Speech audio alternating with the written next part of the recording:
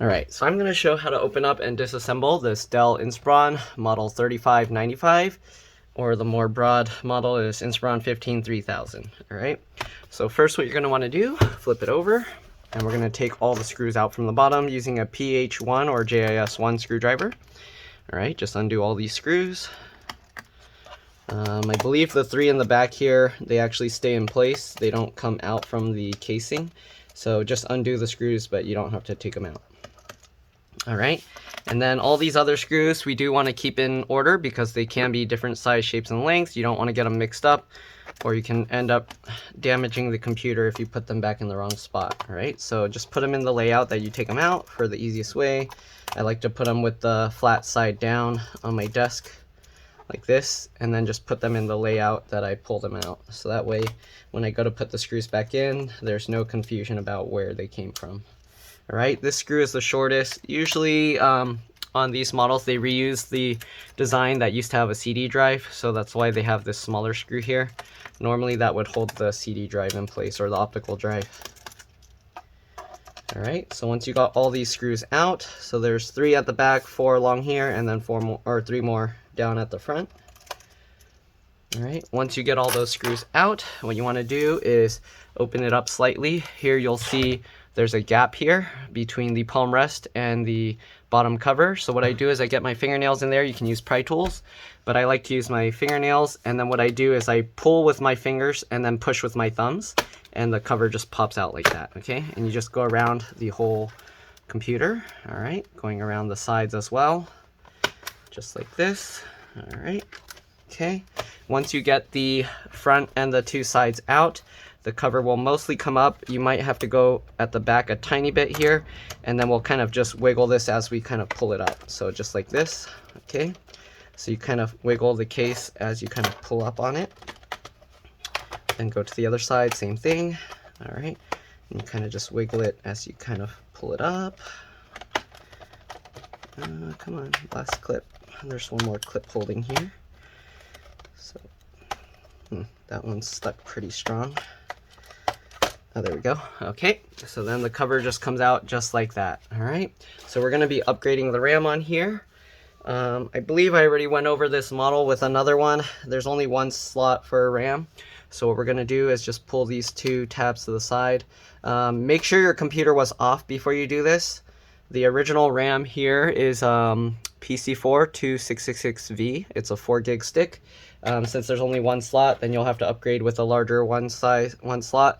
So they decided to go with an 8 gig. So we got DDR4 8 gig to 666 megahertz. All right. So now what you do, just make sure you get the notch lined up properly. You insert it in at this angle like that, and then you just push this back down. Okay.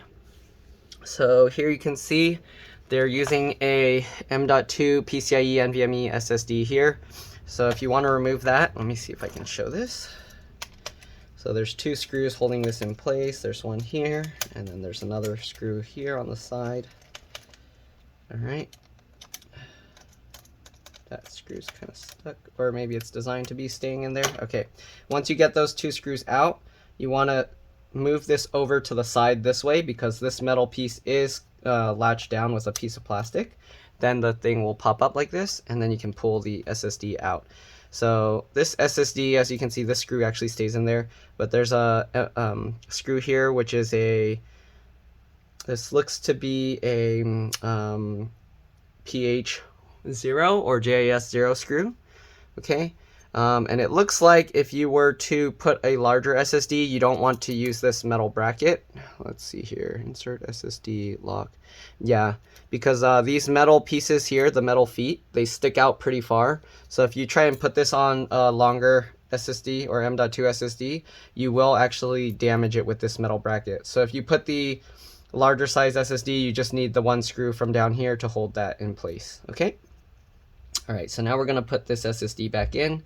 So to put this back in, just get the SSD in at an angle like this. Okay, we do have to slightly rotate it again, just like before, to get that metal tab underneath this part here. And then just make sure that it goes, the SSD is pushed in all the way. I like to squeeze the 2 parts together, and that's how I make sure that it doesn't damage this connector. All right, then we're just going to put these screws back in. All right, the speaker connector is under here. If you wanted to get that out, you'd probably want to take this SSD out, but you just grab that with your nails or tweezers and you just wiggle the connector as you pull it out. Got the keyboard connector here, trackpad connector here. Let's see, battery connector here. If you want to disconnect the battery, you just grab the wings of the connector and you kind of just wiggle it as you pull it out, just like that. Okay, so that's how you disconnect the battery. I'm going to put it back in. Okay, just like that. There is an SSD or a 2.5-inch SATA hard drive connector here. I have another video on a similar model replacing this, so if you want, you can watch that video to see how I did that. And then you got this board here for the USB port over here, as well as the SD card slot. Fan connector is right here. Looks like the fan, you can take it out easily. If you mess with the LCD or I always forget the term, LVDS connector. So if you disconnect this, make sure that you disconnected the battery and press and held the power button for 10 to 15 seconds before doing that. You got the power button connector here, and then let's see, you got this connector to that, and then you got this smaller connector. I'm not sure what that's for. I think this is for the hard drive thing, and I don't know what this JFP thing is for. JFP1. All right, you got the CMOS battery here. To remove that, you just use a screwdriver and you just pull it forward as you lift it up and it will come out. Wireless card here and DC jack here.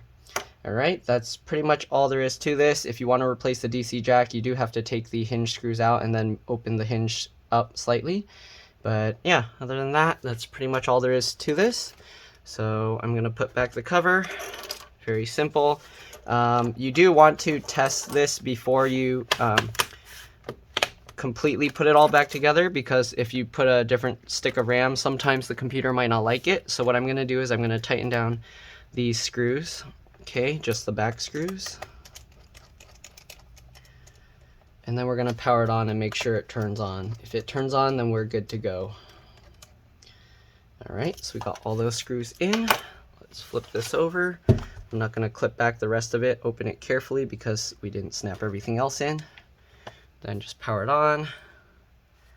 All right, if the computer shows the Dell logo, then we should be good to go. It's probably going to reset a few times. I can see the screens flashing on and off.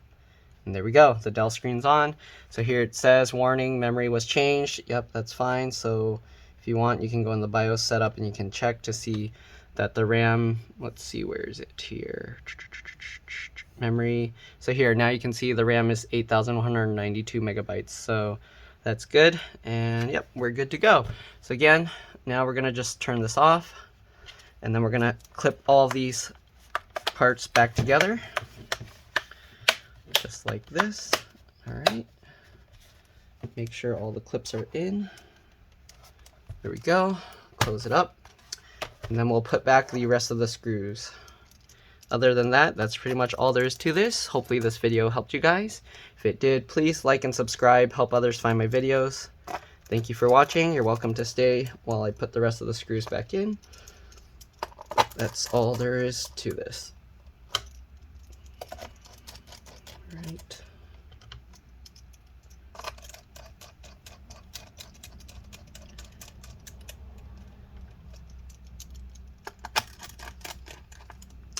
All right, thanks for watching. I'll see you guys in the next one. Bye.